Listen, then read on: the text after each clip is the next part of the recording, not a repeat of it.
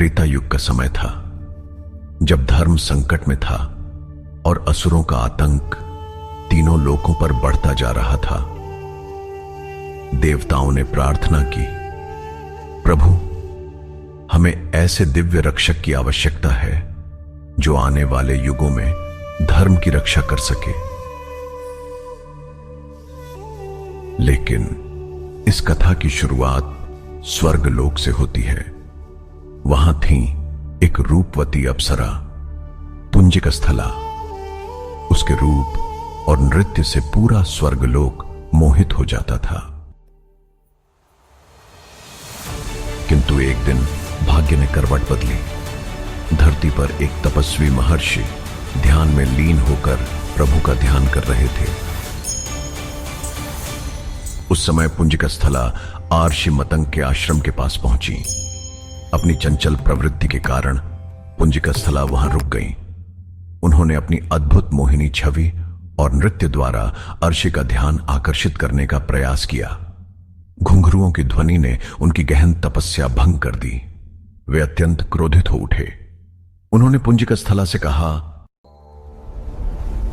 हे अप्सरा, तूने मेरी तपस्या भंग की है, इसलिए मैं तुझे श्राप देता हूं।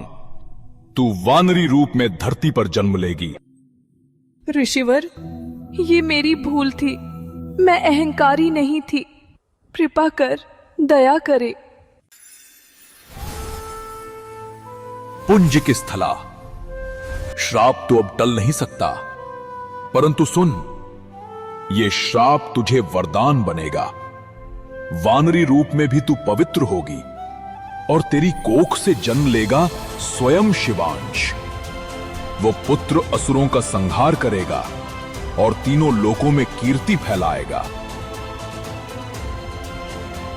इस प्रकार अप्सरा पुंजिक स्थला बनी माता अंजना, और उसी क्षण तय हो गया कि उनके गर्भ से जन्मेगा वायुपुत्र हनुमान।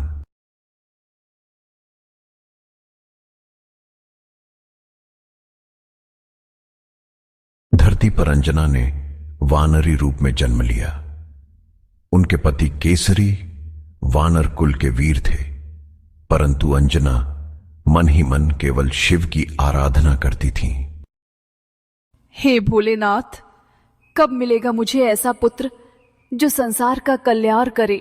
तेरी तपस्या स्वीकार है अंजना। वायुदेव, तुम मेरे अंश को अंजना के कोख में स्थापित करो। अयोध्या में जब राजा दशरथ ने पुत्रेष्टि यज्ञ कराया तो उस यज्ञ का पवित्र पायस अग्निदेव ने राजा को दिया। राजा दशरथ ने वह पायस अपनी तीनों रानियों कौशल्या, कैकेयी और सुमित्रा को वितरित किया। कहते हैं कि दिया गया पायस कौशल्या माता के हाथ से गिरकर आकाश में उठा तो वायुदेव ने उस पवित्र पायस का अंश लेकर अंजना माता को प्रदान किया। इस दिव्य प्रसाद के प्रभाव से अंजना गर्भवती हुई। समय बीता और एक दिन अंजना माता ने अंजन पर्वत की गुफा में एक दिव्य तेजस्वी बालक को जन्म दिया। उस समय पूरे पर्वत पर अलौकिक प्रकाश छा गया। देवताओं ने पुष्प वृष्टि की और आकाश से घोष हुआ, यह बालक शिव का अंशावतार है जो आगे चलकर राम भक्त हनुमान कहलाएगा। मेरे लाल, तू साधारण नहीं, तू दिव्य है। तू ही मेरे जीवन का सबसे बड़ा वरदान है। श्राप ने जिसे दंड बनाया था वही आगे चलकर तीनों लोगों का वरदान बन गया। यही है वायुपुत्र हनुमान की जन्म कथा। अगर आपको यह दिव्य कथा पसंद आई हो तो चैनल भक्ति धर्मा मार्ग को जरूर सब्सक्राइब करें।